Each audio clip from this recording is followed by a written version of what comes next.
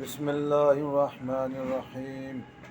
حضرت خالد بن معدان رحمۃ اللہ علیہ کہتے ہیں، حضرت عمر بن خطاب رضی اللہ تعالیٰ نے حضرت سعید بن عامر بن حزمی جہمی رضی اللہ تعالیٰ عنہ کو حمص پر ہمارا گورنر بنایا۔ جب حضرت عمر بن خطاب حمص تشریف لائے تو فرمایا، اے حمص والو، تم نے اپنے گورنر کو کیسا پایا؟ اس پر انہوں نے حضرت عمر رضی اللہ تعالیٰ عنہ سے اپنے گورنر کی شکایتیں کی۔ چونکہ حمص والے بھی اپنے گورنر کی ہمیشہ شکایت کرتے تھے، اس وجہ سے حمص کو چھوٹا کوفہ کہا جاتا تھا۔ انہوں نے کہا، ہمیں ان سے چار شکایتیں۔ پہلی تو یہ ہے کہ جب تک اچھی طرح دن نہیں چڑھ جاتا اس وقت تک یہ ہمارے پاس گھر سے باہر نہیں آتے۔ حضرت عمر رضی اللہ تعالیٰ نے فرمایا، واقعی یہ تو بہت بڑی شکایت ہے، اس کے علاوہ اور کیا؟ انہوں نے کہا کہ یہ رات کو کسی کی بات نہیں سنتے۔ حضرت عمر رضی اللہ تعالیٰ نے فرمایا، یہ بھی بڑی شکایت ہے، اس کے علاوہ وہ اور کیا؟ انہوں نے کہا، مہینے میں ایک دن گھر میں ہی رہتے ہیں، ہمارے پاس باہر آتے ہی نہیں۔ حضرت عمر رضی اللہ تعالیٰ نے فرمایا، یہ بھی بڑی شکایت ہے، اس کے علاوہ اور کیا؟ انہوں نے کہا، کبھی کبھی ان کو موت جیسی بے ہوشی کا دورہ پڑتا ہے۔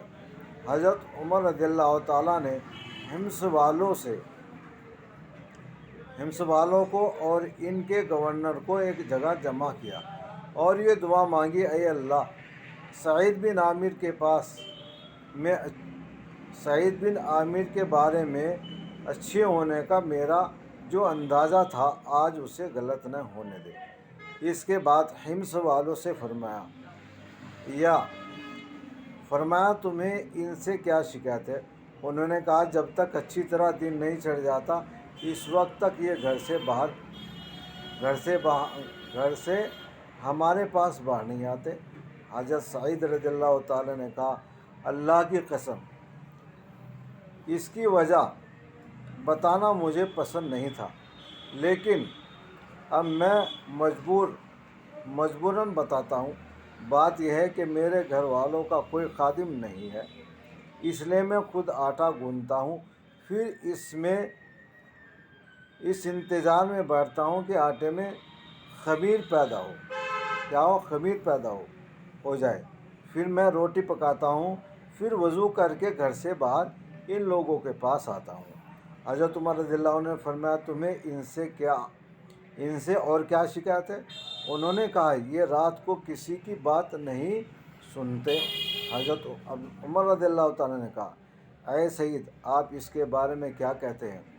حضرت سعید رضی اللہ تعالیٰ نے کہا، اس کی وجہ بتانا مجھے پسند نہیں ہے۔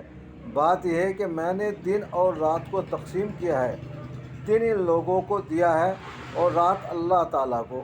حضرت عمر رضی اللہ تعالیٰ نے فرمایا، تمہیں ان سے اور کیا شکایت ہے؟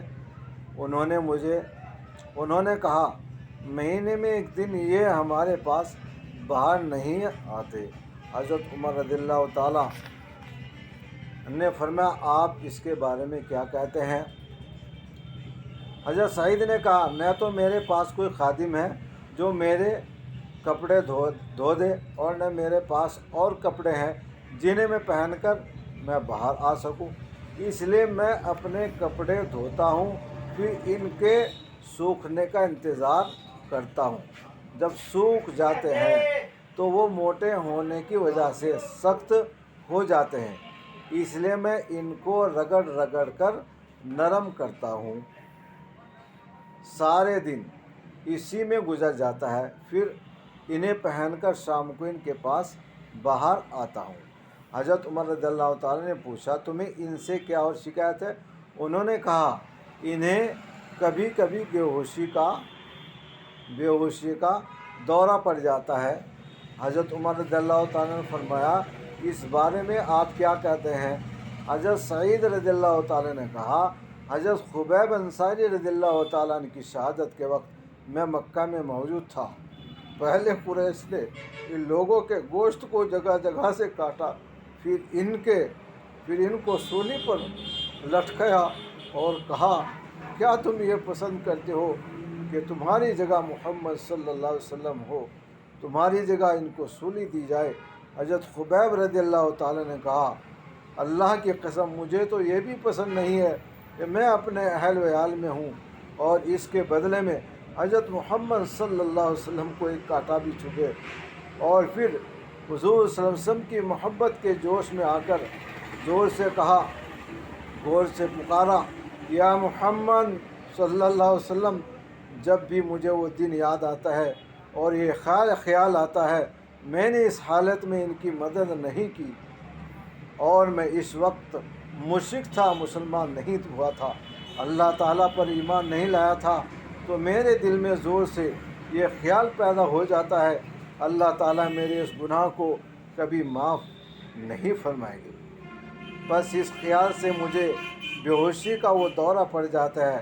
حضرت عمر رضی اللہ تعالیٰ نے یہ جواب سن کر فرمایا، تمام تعریف اس اللہ کے لیے ہے جس نے میری فراست کو غلط نہیں ہونے دیا۔ پھر حضرت عمر رضی اللہ تعالیٰ نے ان کے پاس 1000 دینار بھیجے اور فرمایا، انہیں اپنے کام میں لے آؤ۔ اس پر ان کی بیوی نے کہا، تمام تعریف اس اللہ کے لیے ہے جس نے ہمیں آپ کی خدمت میں بے نیاز کر دیا۔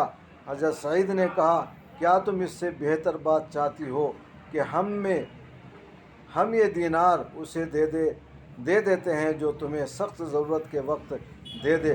انہوں نے کہا، ٹھیک ہے۔ چنانچہ انہوں نے اپنے گھر والوں سے ایک آدمی کو بلا بھیجا جس پر انہیں اعتماد تھا، اور ان دیناروں کو بہت سی تھیلیوں میں ڈال کر اس سے کہا، جا کر یہ دینار فلاں فلاں خاندان کی بیواؤں، فلاں خاندان کے یتیموں، فلاں خاندان کے مسکینوں اور فلاں خاندان کے مصیبت زدہ لوگوں کو دے دیا ہو۔ تھوڑے سے دینار بچ گئے تو اپنی بیوی سے کہا، یہ لو خرچ کر لو۔ پھر اپنے گورنری کے کام میں مشغول ہو گئے۔ چند دنوں کے بعد ان کی بیوی نے کہا کہ آپ ہمارے لیے کوئی خادم نہیں خرید لیتے؟ اس مال کا کیا ہوا؟ حضرت سعید نے کہا، وہ مال تمہیں سخت ضرورت کے وقت ملے گا، یعنی قیامت کے دن ملے گا۔ یہ تھے اللہ والے اور گورنر اللہ کے سچے گورنر تھے، یعنی انہوں نے دنیا اور آخرت کو سامنے رکھ کر کام کیا ہے۔ اللہ نے دنیا اور آخرت میں ان کو کامیابی عطا فرمائی۔ اللہ تعالیٰ ہم سب کو بھی صحابہ رضی اللہ تعالیٰ اور اپنے نبی کے نقش قدیم پر چلنے کی توفیق عطا فرمائے۔ وآخر دعوانا الحمدللہ رب العالمین۔